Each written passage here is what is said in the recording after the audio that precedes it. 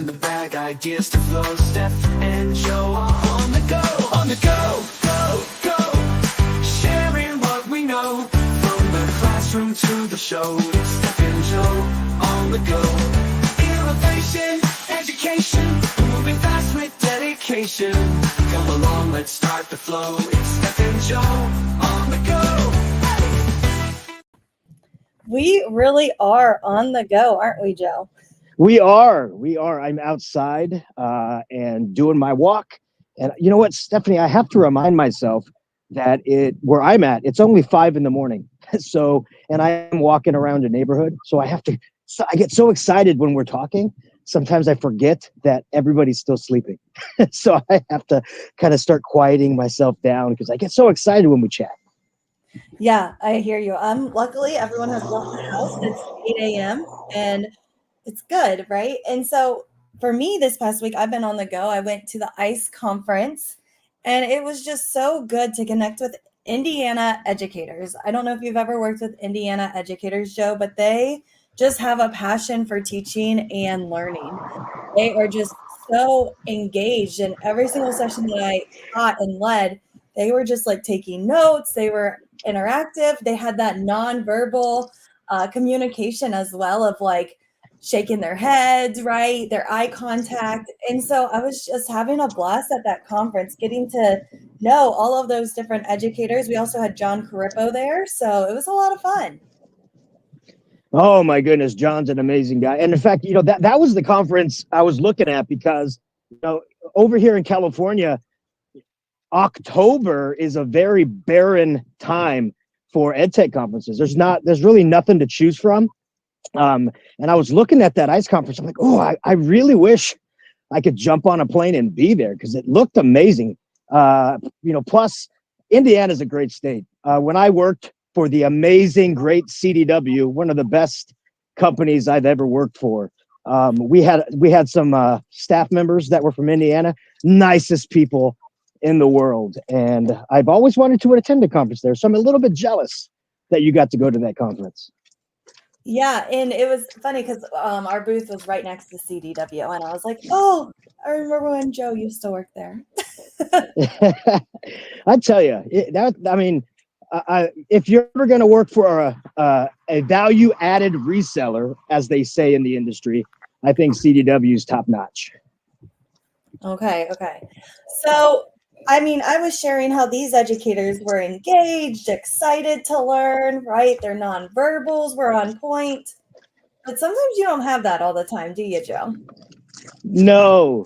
And like because you're talking about you're traveling places, you can see everybody. I was doing quite a few virtual sessions. And, and I know you kind of feel the same way.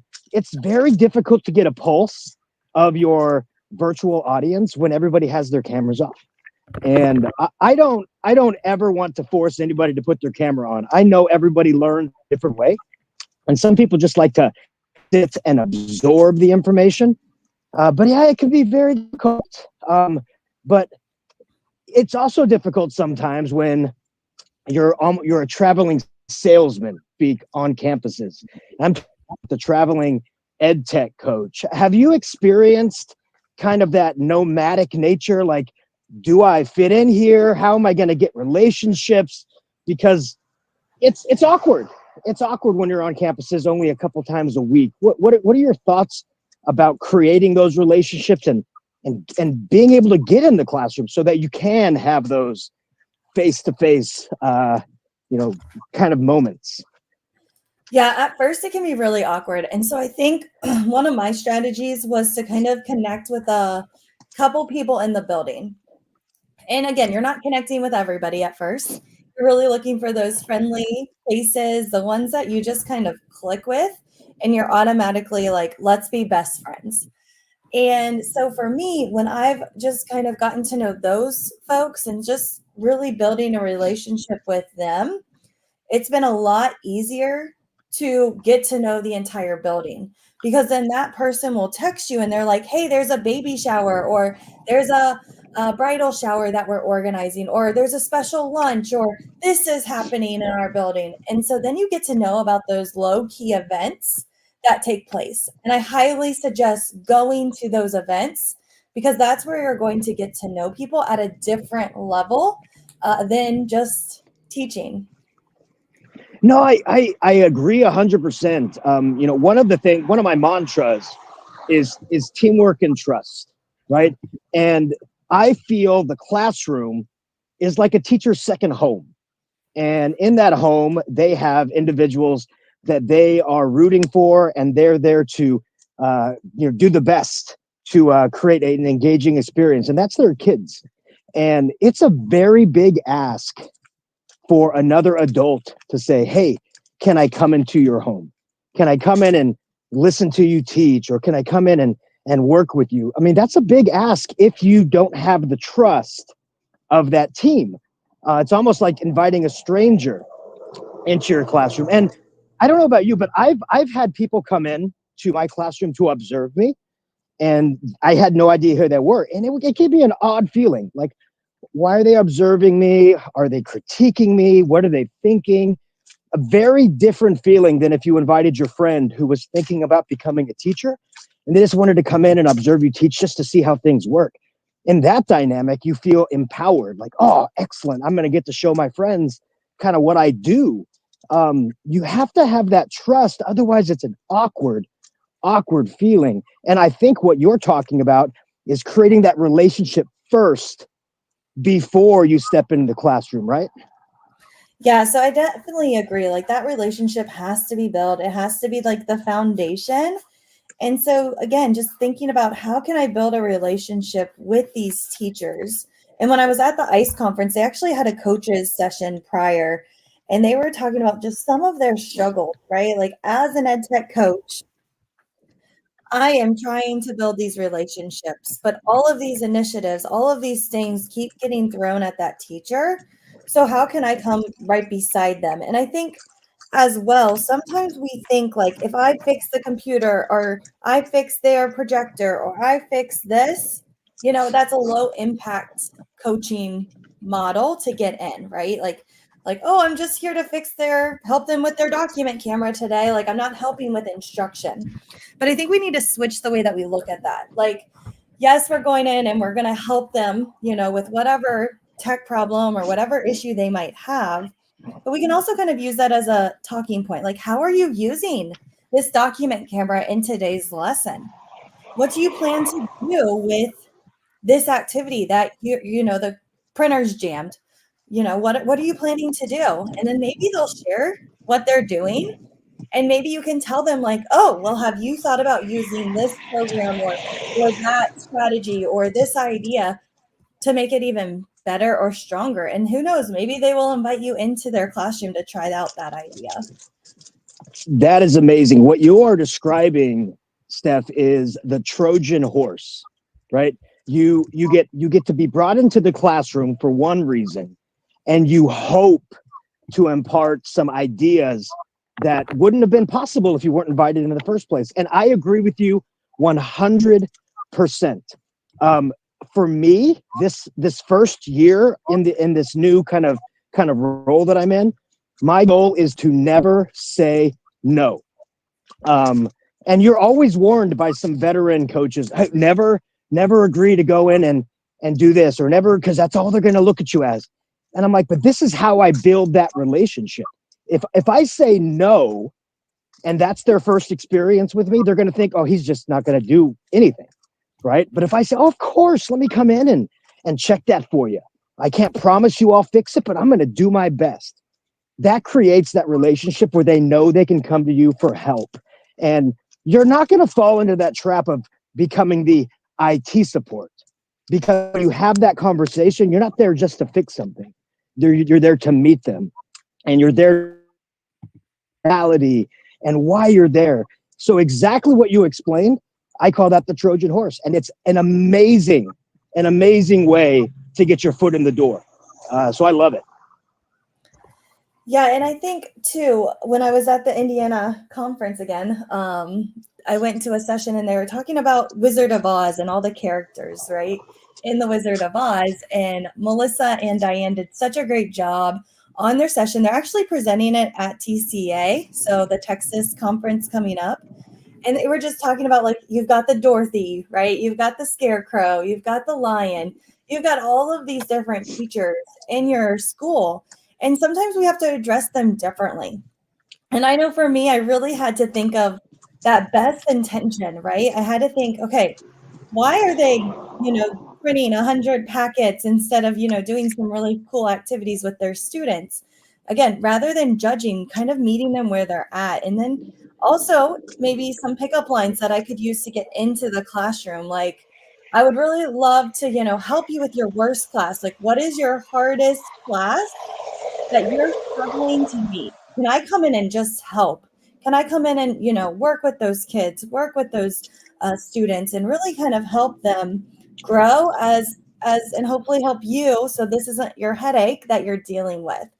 So again, kind of finding their problem and really just being really strategic with your language about how you're going to go into those classrooms to really support and help rather than fix. Nobody wants to be fixed, right?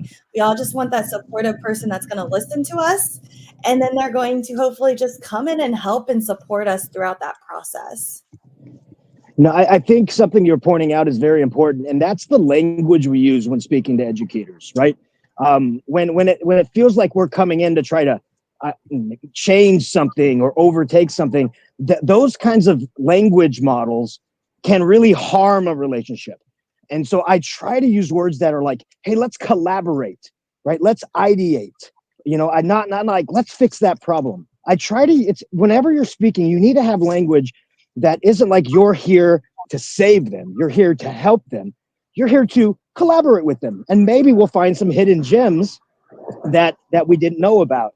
And I think that's very important because, you never want to use a word. You always want to use words that kind of welcome people in.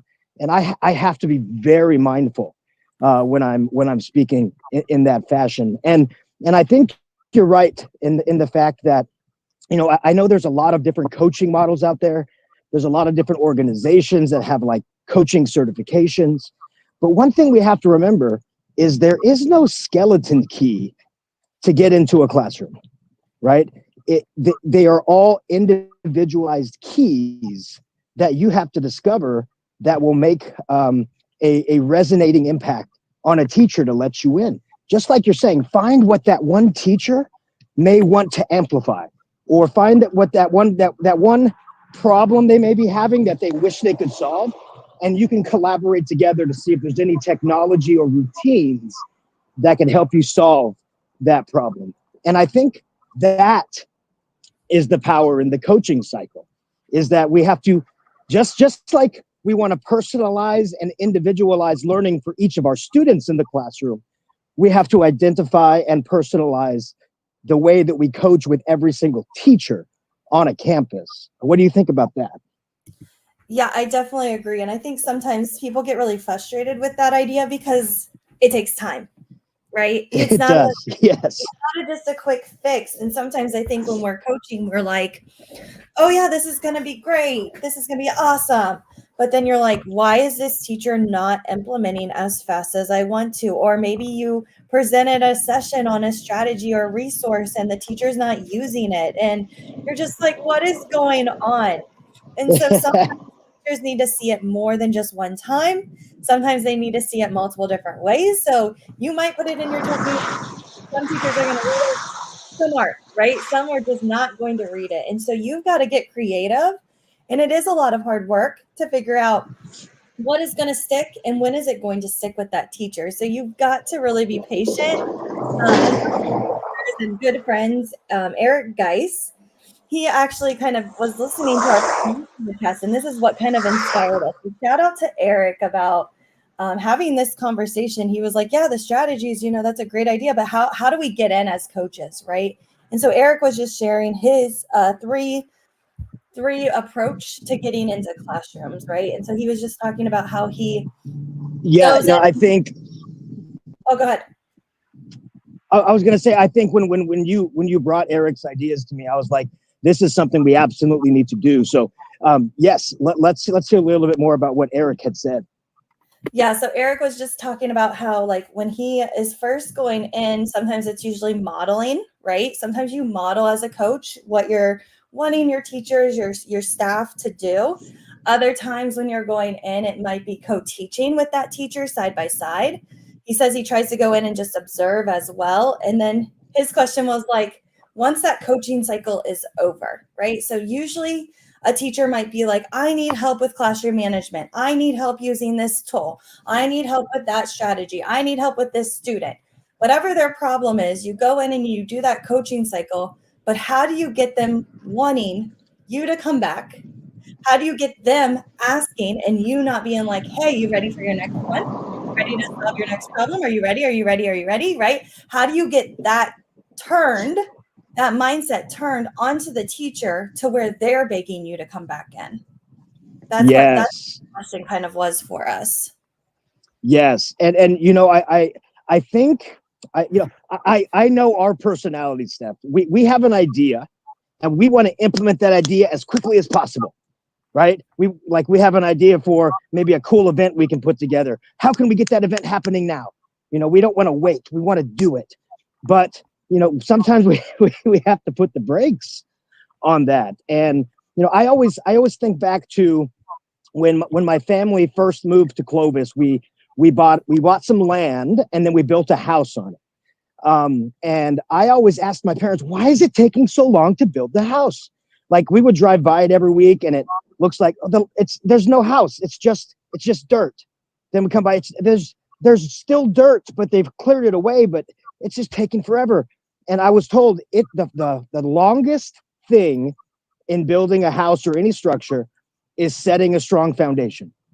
You have to spend a lot of time to make sure the ground is solid. You have to spend a lot of time to put in the plumbing underground, to put in the electrical. It takes time and effort to get that plot of land ready to finally start building the house. And once you have set a strong foundation, setting up the framework for the house happens much faster than that initial part. And I have to remind myself that this is year one in a 5-year plan for me. And my strategy for this year is to set that strong foundation. And so just like Eric said, the modeling piece, very important, because then they can experience what something looks like and then hopefully they invite you back. And I think I've been doing that right now for my classes with digital citizenship. You know, Common Sense has a really great curriculum, but not a lot of teachers are comfortable delivering it. So I offer, hey, let me come in and do a digital citizenship lesson with you. But I kind of pack in multiple activities like a Kami worksheet baked in to a Nearpod, or a quiz to be sent to one a Nearpod, or a snorkel activity where the AI will help grade verbal responses. And my hope is teachers go, what is that? I've never seen that before. So for me, the digital curriculum is for the students, but the different apps are there for the teachers to lean in and go, what is that? Can you show me a little bit more about that? That's been my hope. And to me, I think it's been working. Yeah, and again, it's going back and thinking this isn't just going to be fixed in, 2 weeks. It's that 5-year plan, which is really long and hard. So you've got to kind of think through, how is it and which teacher am I going to kind of focus on for this quarter or this amount of time? Who do I need to build relationships with? Who's ready for that strategy that I saw on social media? Which teacher, is here? And again, meeting them at that individual place is going to help you as a person. And I think if you are a teacher listening, I know we have a couple teachers listening, how can you do this for that student or those 5 students in your class that you're struggling to connect with?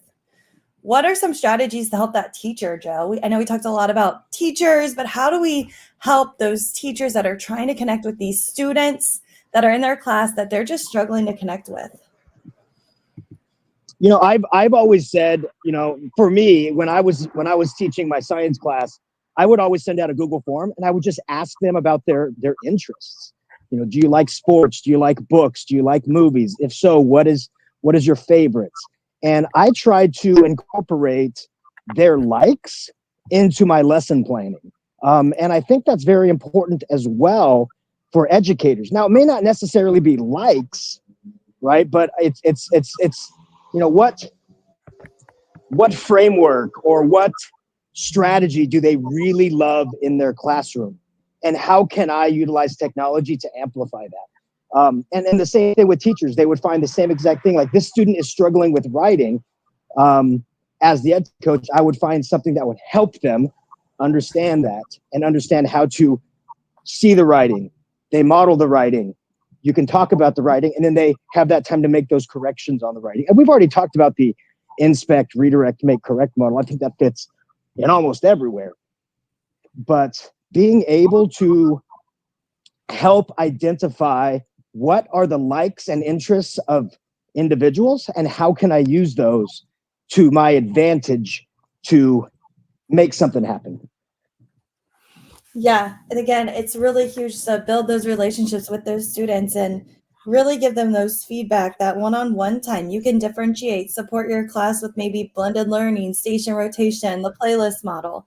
Think about how you're able to create maybe that small classroom culture as well, with maybe even starting with bell work that's more focused on SEL rather than focusing on the content right away, to really build up your classroom strategies. So again, just reflect on that and how you can be a better teacher and meet every single student's need of where they're at and what you can do to, again, help their learning and understanding. No, I agree. And I love the fact that what you are saying is applicable to all learners, right? It doesn't matter which grade level you're in, which age level you're in, what subject you're teaching. You're talking about making meaningful impact for all learners through individualized and personalized content. And that's the Rosetta Stone of teaching, right? And that's one of the things I'm really excited about with artificial intelligence, is that there's so many great tools that are being available and being provided to us now that will help us meet the needs of all learners. And we're at the of this new technology. I'm excited to see where we go from here. I'm excited for ISTE in June to see where companies are going to do things for the 25-26 school year. Yeah, I have no idea what the future holds, right?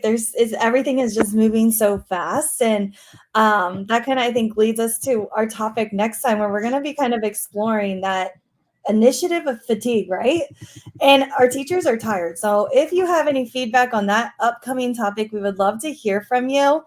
Of, okay, why are our initiatives failing? Why are some of our ideas failing? And there's so much new that's coming at teachers right now. And so some teachers are like, yeah, jumping on board, super excited. But then there's other teachers that are like, this is going to go away, right? Or something new is going to come in a few weeks.